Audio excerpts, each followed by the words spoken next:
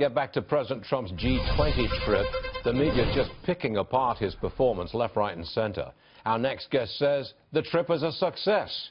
Here now, one of President Trump's earliest and most avid supporters, actor, producer and director Stephen Baldwin.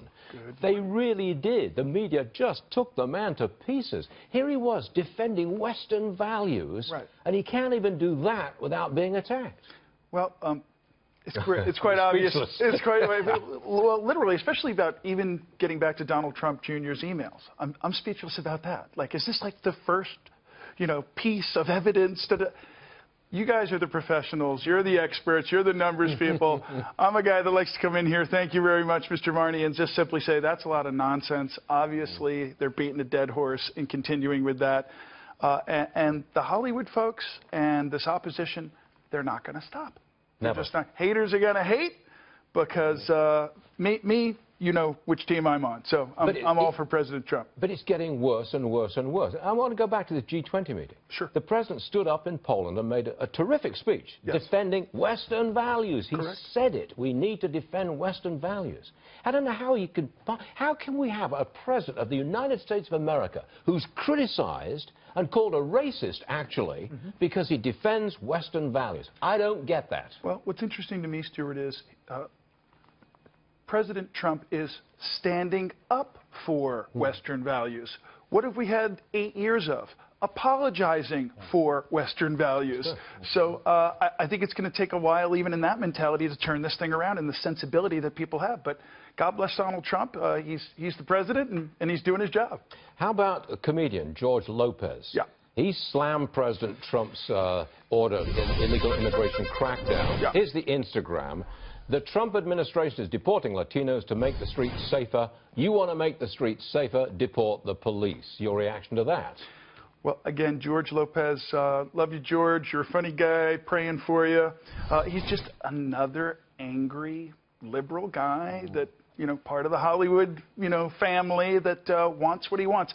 And what's unfortunate, I've said this before, Lopez is another guy that, like the Hollywood community as a whole, he thinks he understands what's better for the people and yada, yada, yada than the people themselves. You ever thought that maybe we should not be giving him this kind of publicity? Maybe he was reaching for a headline with that dramatic statement, and we shouldn't give it to him. Well, George Lopez, he said a bunch of crazy stuff recently in the last year and a half. So, I would just say it's not surprising. It's right in line with a whole bunch of other Hollywood folks that are going to do everything they can to fight this president tooth and nail, and they're going to lose. Okay.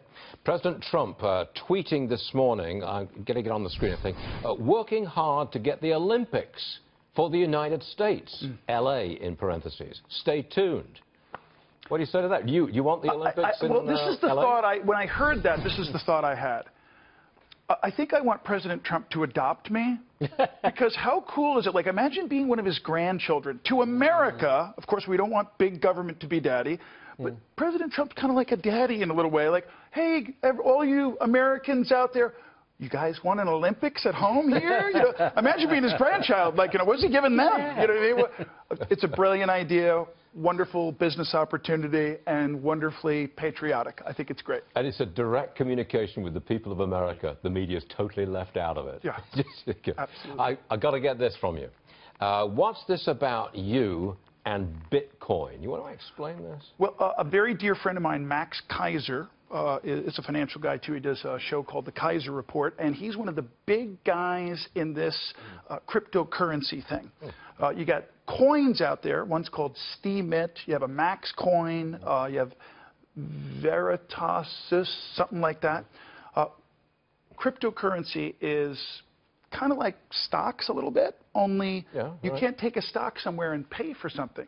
So this cryptocurrency and Bitcoin is on the boom. It's a great way to make money from home. And Max Kaiser is co-producing with me a new show that we're going to be doing called Great American Pilgrimage. It's a road show where we're going to go out, and you're going to love this. I'm going to want you to come on if you don't mind. But where we're in an RV driving around meeting everyday Americans, saying to them, what do you think America's about? What does America mean to you? Because, Stuart, the more we let the people talk, the more people start leaning more, now that President Trump's in, towards common sense. It's interesting. It's a fun new show we're going to be doing. It's going to be funded most likely by one of these Bitcoin companies. I knew it. I was gonna Busted, Baldwin. But Max Kaiser's my guy producing that with me, and he's amazing. I tweeted about him, and you should have Max on to talk about the cryptocurrency sometime. Okay, you got it. Stephen Baldwin, thanks for joining us, sir. We do appreciate it. Yes, sir. Thanks a lot. I want to get